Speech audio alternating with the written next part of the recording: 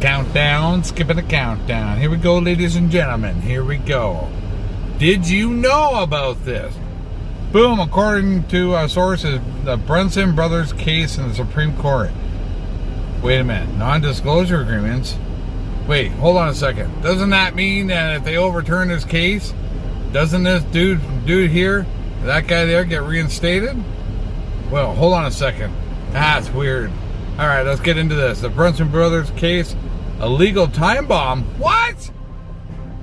In a stunning turn of events, the legal saga known as the Brunson brothers case has captivated the attention of the nation, with whispers suggesting that if this case is overturned, President Donald Trump could be reinstated without the need for an election. Congratulations! This notion has sent shockwaves through political circles and ignited fervent debates. But what exactly is happening behind the scenes, and why has this case reemerged as a focal point of national intrigue? Woo! Okay, let's zoom in on this. See what we can read. Just a friendly reminder. Okay, right there. Case overturned, Trump returns on that day and no election. You're welcome. Even she says, Santa surfing. I know how to find her. I've been following her a while. All right, let's move on. Even the Biznitch says it. So there's a lot of interesting. So the Brunson brothers case, the Brunson brothers case has already seen its day in the Supreme Court, or so it seemed. Despite the case being ruled upon, there are murmurs that the Brunsons are under a strict non-disclosure agreement imposed by the military, suggesting there may be more at play than meets the eye. The public's impatience for clarity is palpable, but it appears the patience is a virtue in this case as developments unfold under a veil of secrecy. So if you want to, I'm not going to read the whole thing clearly because that's just starting to get a little boring for me to read. So I got more in here. Just pause that if you'd like to and read it. What is the secrecy of the long haul? The extension of the Supreme Court eyebrows, the hidden status of the Brunson case. While many assumed the Brunson brothers case was a closed chapter, recent discoveries have breathed new life into the narrative. The case is listed as active on the Supreme Court's website, despite lacking a formal court stamp. Oh, shit. That means that the leftists are going to be super pissed. Here's the outcome. Trump's reinstatement. The most dramatic element of this unfolding drama is the speculation that an overturned Brunson case could lead to Trump's immediate return to the presidency. Goldback, Nassara. This idea, once relegated to the realm of the conspiracy theories, is gained traction. The legal mechanics behind such an outcome are complex and unprecedented, but the mere possibility has electrified Trump supporters and caused consternation among his opponents. Oh, shit! Woo! The suggestion that Trump could be reinstated without an election taps into a deep well of political fervor and division. Oh, obviously division. People hate him. People love him. We'll see.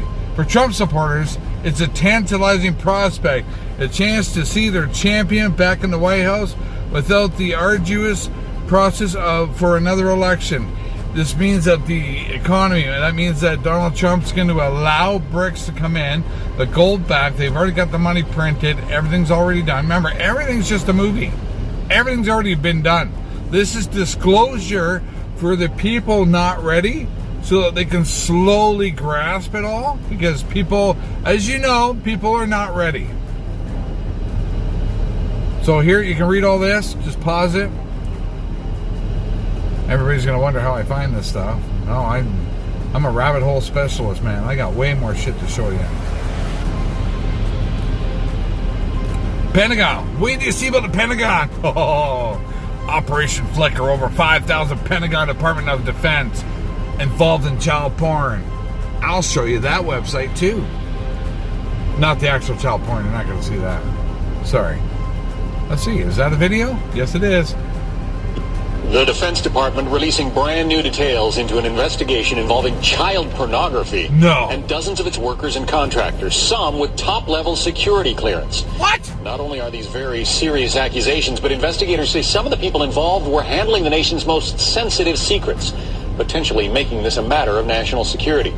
Chief Fox Report correspondent Jonathan Hunt with the news. Appalling story, Jonathan. Do we know more about these people and their security clearances? Well, we don't know their exact job titles, John, but what we do know is that they did appear to have been working, some of them at high levels, across a range of government agencies. Take a look at this, for instance, the National Security Agency, the National Reconnaissance Office, and the very secretive Defense Advanced Research Projects Agency. Others also worked on actual military installations, including Edwards Air Force Base in California and also the California-based Naval Air Warfare Center. So they had access to military secrets in some cases and military hardware. Are all these suspects under arrest? I got more for you. We've got 94 pages of investigative material from the Defense Department today, including dozens of specific individuals. They have not all been arrested, though. Some have been tried, some have been sentenced, but some have, the cases simply fell apart because of lack of evidence. Some are ratting other people out. Experts tell us it is always very difficult to prosecute child porn cases, not least because it's difficult to prove who exactly was on any given computer. Listen. That's right. Who has the password? Who has the identification to get into that? Was it you who opened the computer and I went on it? Those are very difficult aspects in prosecuting. Then there's finding the victims. Are they abused victims? Are they underage? Did they appear overage? You know, there's a lot of difficulties built right into child pornography cases. But Josh Hanshaft also told me it is imperative that the government find a way to prosecute in these cases because they are so important and so disturbing. And this isn't just about workers committing crime. No, it's not. The big fear here is that there is a possibility that these people open themselves to blackmail by a foreign power that wants to get information about our military secrets, or even terrorists. So the Defense Department is very concerned. It says they are taking all of these cases very seriously indeed, John. There you go. Keeping them honest tonight, potentially hundreds of military employees and contractors who may have bought child pornography online but haven't been prosecuted or even in some cases investigated.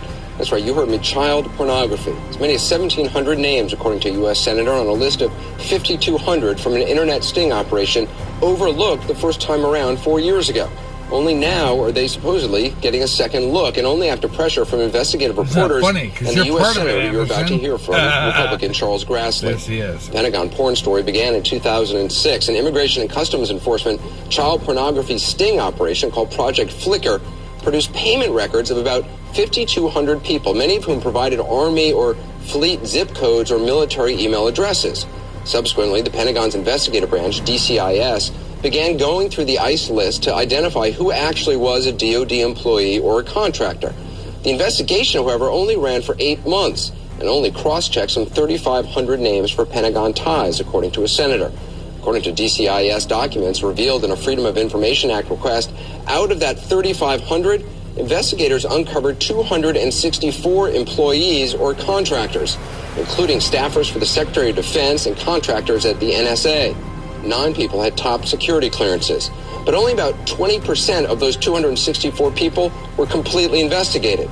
Fewer still were prosecuted, and after about 8 months, the entire probe was halted. It left about 1,700 names totally unchecked, 1,700 alleged kiddie porn customers, an unknown number of whom may still work in some capacity for the Defense Department. Late last summer, after investigations by the Boston Globe and Yahoo News revealed the figures, a Pentagon spokesman promised to reopen the investigation, conceding that DCIS had stopped due to lack of resources. DCIS says it is now revisiting all 5,200 names, telling Senator Grassley's staff they've now identified 302 employees or staffers. The Pentagon's IG telling us, and I quote, "Any suggestion that the DoD Office of Inspector General or its criminal investigative arm, the DCIS, is not taking Operation Flicker and the issue of child pornography seriously is in error." But Senator Grassley says he is still not getting the cooperation he needs from the Pentagon. I spoke to him earlier. Senator Grassley, you were told that 5,200 Defense Department employees had allegedly purchased child porn, and yet you're saying only 3,500 of those names were cross-checked by a defense investigator to see if they were really DoD personnel. That's mind-boggling. Why weren't all of them cross-checked? Well, we don't have an answer to that question, but it's quite obvious that the other 1,700 should have been cross-checked, and that's one of the answers to my questions that I want answered, and the implication of our questions is they ought to be cross-checked. We ought to find out, because we're talking about not just general pornography here. We're talking about child pornography, and child pornography, taking that down. So here's what's going on. During the time of Obama, he didn't do it all. During the time of Clinton, they didn't do it all. They just made it look good. When Trump came in, the whole fucking thing was wide open. That's why they hate him. Don't miss this. So there's other leaked. Anyway, I don't need to show you. Well, I showed you in the other one, but I got another thing for you here.